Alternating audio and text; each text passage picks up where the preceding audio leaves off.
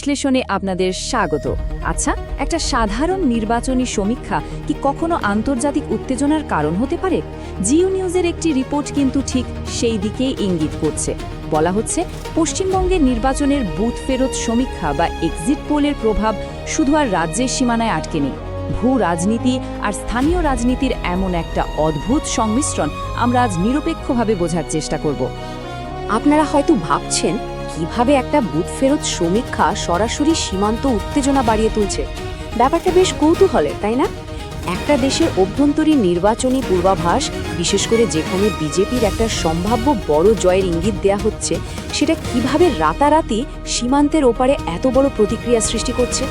এটা আসলে প্রমাণ করে যে রাজনীতি কখনো একটা নির্দিষ্ট গণ্ডিতে আটকে থাকে না, এর একটা বিরাট রিপল ইফেক্ট বা তরঙ্গ প্রভাব থাকে। পুরো বিষয়টা একেবারে গোড়া থেকে বুঝতে গেলে আমাদের একটা নির্দিষ্ট শব্দের অর্থ পরিষ্কার করে নেওয়া দরকার।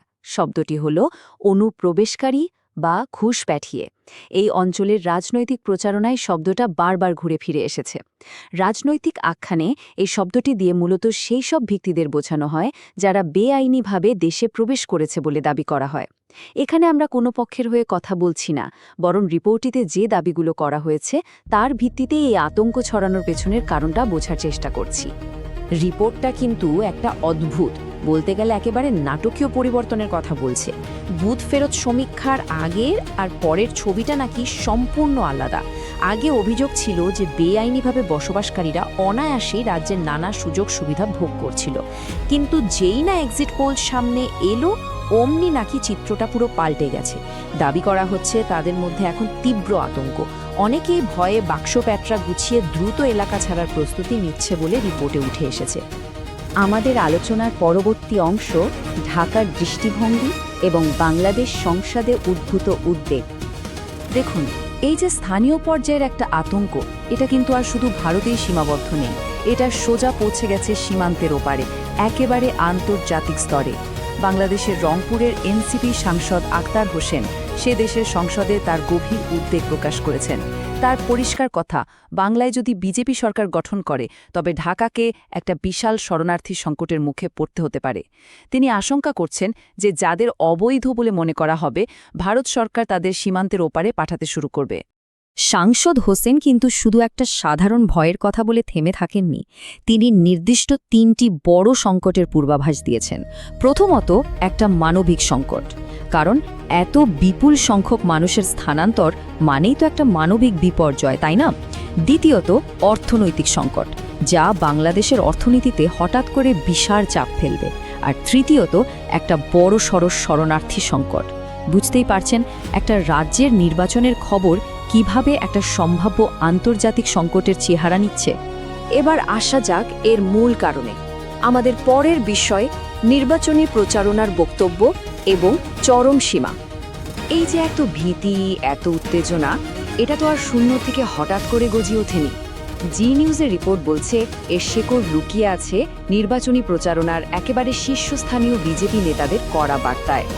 প্রধানমন্ত্রী মোদী, উত্তরপ্রদেশের মুখ্যমন্ত্রী যোগী আদিত্যনাথ এবং আসামের মুখ্যমন্ত্রী হিমন্ত বিশ্ব শর্মার মতো নেতাদের নাম উঠে এসেছে এখানে। প্রচারণার সময় এই নেতাদের আগ্রাসী বক্তৃতা আর অবৈধ বসবাসকারীদের উচ্ছেদ করার যে কড়া বার্তা, সেটাই মূলত এই আতঙ্কের আগুনে ঘি ঢেলেছে। নেতাদের এই প্রচারণার বক্তব্যগুলো একটু খেয়াল করলে দেখবেন, রীতিমতো একটা সময়সীমা বা ডেডলাইন বেঁধে দেওয়া হয়েছিল। বলা হয়েছিল ২৯ এপ্রিলের মধ্যে যেন অবৈধ বসবাসকারীরা স্বেচ্ছায় চলে যায়। এরপর ৪ মে অর্থাৎ নির্বাচনের ফলাফলের দিন থেকে সরাসরি উচ্ছেদ শুরু হওয়ার ঘোষণা দেওয়া হয়। আর এখানেই শেষ নয়, ৫ মের পর থেকে নাকি একে একে পদ্ধতিগতভাবে শনাক্ত করে তাদের বের করে দেওয়া হবে। এই রকম একটা সুনির্দিষ্ট টাইমলাইনে কিন্তু আতঙ্কের মাত্রা বহুগুণ বাড়িয়ে দিয়েছে। এর সাথে জোরে দেওয়া হয়েছিল আরও একটা কড়া সতর্কবার্তা।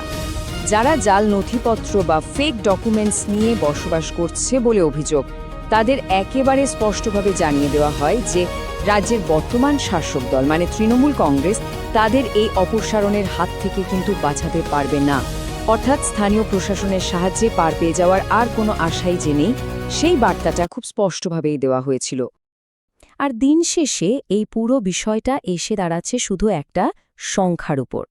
সংখ্যাটা হলো ৪। হ্যাঁ, ৪ মে। এই একটা দিনই নির্ধারণ করবে যে বুথ ফেরত সমীক্ষার এই পূর্বাভাসগুলো সত্যিই বাস্তবে রূপ নেবে কিনা। প্রচারণার মঞ্চে সেই উত্তপ্ত ভাষণ আর এত কড়া হুঁশিয়ারি কি সত্যি বাস্তবিত হবে, নাকি পরিস্থিতি অন্যদিকে মোড় নেবে? সব পক্ষের নজর এখন এই একটা মাত্র তারিখের উপর। তাহলে সবশেষে প্রশ্ন হলো, 4 মে ফলাফল চূড়ান্ত হওয়ার পর মাঠ পর্যায়ের আসল চিত্রটা ঠিক কী দাঁড়াবে? প্রচারণার সেই রাজনৈতিক ভাষা যখন বাস্তবতার মুখোমুখি হবে, তখন কি সত্যি আমরা কোনো বড়সড় ভূ রাজনৈতিক পরিবর্তন দেখতে পাবো, নাকি এটা শুধু নির্বাচনী বাগাড়ম্বই হয়ে থেকে যাবে? সাধারণ মানুষ আর প্রতিবেশী রাষ্ট্রগুলোর জীবনে এর প্রভাব ঠিক কতটা পড়বে সেটা সময় বলে দেবে। আজকের এই বিশ্লেষণে আমাদের সাথে যুক্ত থাকার জন্য আপনাদের অনেক ধন্যবাদ।